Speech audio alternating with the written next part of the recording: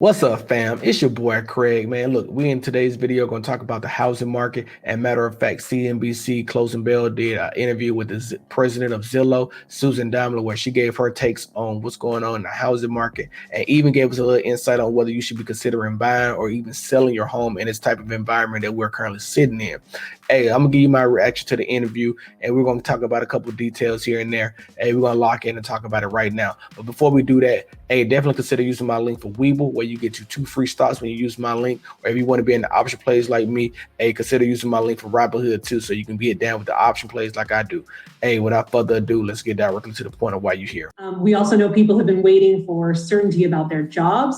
How much are they going to be expected back in the office, and when? Home prices continue to appreciate. And then also this week, Google Trends told us that more people are searching for the phrases, should I sell my house or should I buy a house, than in Google Trends history. So what we know is that moving is on. This is an interesting aspect. Let's look into if there's actually some truth to what Susan is saying when it comes down to what Google Trends analysis is. So let's look into that. Okay, so we're looking at Google Trends analysis for should I buy a house. And if you click over here right on this interest over time, it tells you exactly what that looks like. So a number represents search interest relative to the highest point on the chart for the given region and time. A value of 100 is the peak popularity. A value of 50 means that the term is half as popular, and 0 means there's not enough data for the term. So looking at this chart for should I buy a house, you see that it peaked here in May 2024 through May 30th. Should I buy a house was at the highest that Google Trends had ever seen. So at this peak now, you'll see it starting to trend back towards that direction. It's actually on a downtrend from March 7th to March 13th, but it dipped all the way down here to about 41, but now it's all the way back up again to 68. So now this is the incomplete data because it actually hasn't got the full data back out yet. But this could be absolutely trending in that same direction, back towards where we're seeing the housing market thinking about, should I buy a house? But let's look at the should I sell my house?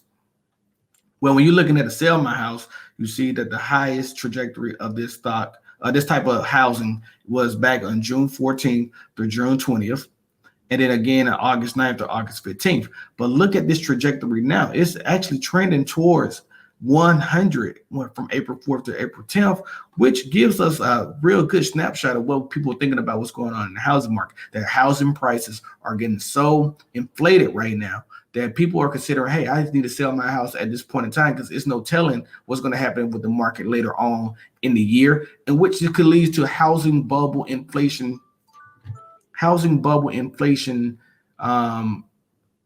thoughts that's going on right now, where people may be saying, hey, you know what, I don't want to lose the value of my home, and I don't want to dig myself out of a value of my home. And this is one of the biggest transfers of wealth when it comes to being in a house and actually selling that home and actually liquidating your asset and actually moving that thing on. But we're going to talk about that a little bit more here as we progress through this video. But let's think about this for a second. We're seeing this much trending searches on actually selling a house during this point in time of the economy. So this could be leading towards a lot of things where the economy could actually be in a good reset, or people are just moving to different areas of where they don't want to be at anymore, which is in turn going to affect what's going to go on with the market.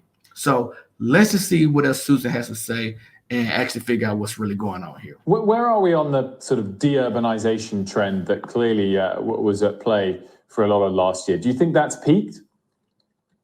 Yeah, I mean, we really believe in this idea of the great reshuffling is what's happening, which is it's less about this flight from urban and flight to suburban and more just about people moving, just people wanting to get into new spaces. And, this idea of suburban flight, we've been seeing that for many, many years. It's this Susan is so right when she talks about this, right? Like, I'm looking at what's going on this TV right now when it comes to the movie report, but let's just talk about this for a second. We're living in an era where the pandemic has showed us where you don't necessarily have to be in the office to get your job done. And there's so much of this going on where whether you're in New York, whether you're in Silicon Valley, or even living in San Diego or Los Angeles, or any one of those major metropolitan areas like Miami, we're seeing that people are saying, hey, look, I can take my salary and my wages and move to a locale where it's actually more feasible for that money to go a longer way, where they're not more strenuous, dealing with more traffic congestion and things of that sort. When you see things like this going on in the economy, and people are moving to these areas, this is called and should be considered a great reshuffling. But you got to understand, at the end of the day, when there's things like this going on, you have to make the best decision for yourself. But we're seeing that a lot of people are saying, I should sell my home, right? Or they're even doing the trend analysis to understand if they should be Google searching what they're talking about selling their homes or not. And when they're doing that, it's on a lot of people's mind, and we're seeing that. So thinking about the boom in areas like this is actually taken into consideration. Just think about it for a macro standpoint, where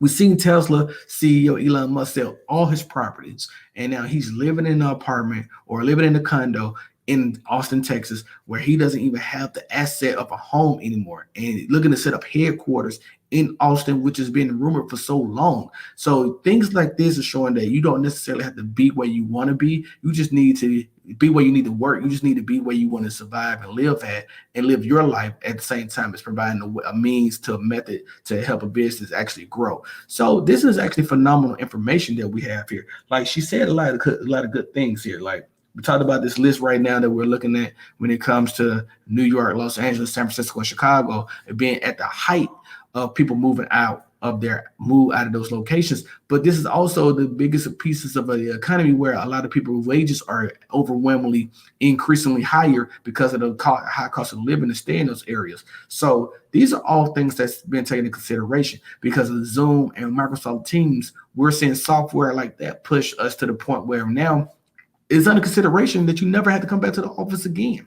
And with that, that's what we're living our lives at. So let's just look and see what else Susan has to say about this, because she's giving a lot of good information out right now about the housing market. Natural, you have a family, you get a little older, and you want to move somewhere where you have more space. So we think that great reshuffling is going to continue.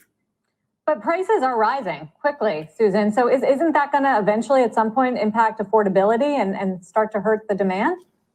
That's what Economics 101 will tell us. But I think the part that's really important to remember are mortgage rates right now. So mortgage rates, even though we're seeing those rise a little bit, are at historical lows. And those mortgage rates are really what feed the affordability. And so as long as those stay low, and also we have this pent up demand from buyers as well. So it's quite possible that we see a bunch of listings come on and there's enough buyers to scoop them up, and we'll stay in this place we're at right now. Susan has hit the nail on the head when it comes down to this, right? Let's talk about Treasury rates. So what I'm going to do is I'm going to pull up one what the 30-year Treasury yield rate is at currently. And then we're also going to talk about mortgage rates. This is incredible that she brought this up, and I was just thinking the same thing. So let me pull up one of the daily Treasury yield curve rates, right? So let me share my screen with you. So if we look at the 30-year, the 30-year is currently sitting at 2.34%, right? Now, when you're looking at the 30-year, this does not currently reflect exactly what mortgage rates are going to be, but it gives you an idea where mortgage rates are going to be floating around in the average prices. So let's just use the calculator for mortgage rates for Rocket Mortgage, who's not a sponsor of the channel. If they want to be a sponsor of the channel, hey, feel free to contact me or put me in contact with them, and I'll see if they actually talking the right numbers or not. But let's look at what today's mortgage rates are according to Rocket Mortgage. You see a 30-year fix is currently sitting at 3.125%. A 15-year fix is at 2.375%, which is more close to that 2.34% yield that we was discussing earlier. Let me just blow this up just a little bit for you guys. But then also you see the VA, which I could apply for, it's a 2.49% on a 30-year fix for purchasing. And then an FHA loan, if you can get in on that, that's 2.375% down as well. So that interest rate is so incredibly fixed that, yeah, mortgage prices are not going to be substantially high. But let's just talk about this from a mortgage calculator standpoint, right? We're going to use the 3.125%, right? So if we talk about the average price of a home is $334,000, and you put the 20% down, that's $66,000. at a 3.2% mortgage interest rate. Because we couldn't do the 3.12. So if you're looking at that on a 30-year fix, you're talking about your monthly payment of a breakdown on a 334,000 purchase home. Let's see, that would be, $1,569. So this is an incredible take on what's actually going on in the economy right now. The mortgage prices are actually being helped by the interest rates that's actually being put in on these mortgages right now. So this is probably this leads you to believe that this is a great time in the market to actually be a buyer of the market, but also where there have been so many buyers in the market, it's also a great time to be a seller. Basically, that the housing market is going to continue to rise on prices as the economy recovers. See, the problem that we're going to see is that we're having a lot more homes available for sale, and these markets are actually buying these prices up with the low inventory though. So right now we're seeing such a low inventory that's actually being provided out for buyers that sellers are taking advantage of it and actually being able to sell their homes and actually moving to a better or bigger home or a home in a lower cost of living area as well. So this is going to be a critical time for the market. And hey, sometimes it's best to sit on the house that you currently have and maybe just rent it out and actually buy another home if you possibly can, or even refinance your home, do a cash out refinance and actually move into another house versus actually giving the property up that you actually have, especially with the mortgage forbearance actually being talked about being extended and moved to the back end of your loan versus actually having to pay that up front to your mortgage lender. Now, it's not written in stone yet, and there's still a lot of things to be debated about this. But if this is actually passed where you can basically take your mortgage forbearance that you have not paid on your home in the last year or so based on the pandemic, and you move that to the back end of your mortgage and you get able to extend that out another 40 years or so until you refinance it or whatever, you could put yourself in a better situation to where it's going to be a lot of inventory come available, but it's not going to be on foreclosure, and it's going to minimize a lot of the wedge deals that a lot of people like to take advantage of. So you got to be taking this all into consideration at that point in time. But I do think that you got to be willing to understand that if you can get into a mortgage now at these low interest rates, you need to take advantage of it, folks. If you basically need to sell your home and you're looking to actually cash out and actually move into a bigger property or a better environment, a better neighborhood for a lower cost, this is probably an opportunity as well. So I can see both ends of the measure when it comes down to it. So that leaves me with this is that, hey, if you've been finding any type of value out of this, hit me with that like button, destroy that thing for me. But also don't forget to go ahead and share. Go ahead and consider subscribing to the channel, hitting that notification bell so you can be notified every time I drop high content like this. Man, leave me a comment down below if you think that the housing market is going to continue to stay on the trajectory that is going with these high housing prices, or do you consider that it's going to actually hit a bubble anytime this year? Either way, leave me a comment down below and leave me with the hashtag fam if you made it this far into the video. Hey, man, you always know how I feel about y'all. I want y'all to stay safe out there, and I'll catch you in the next one. Peace.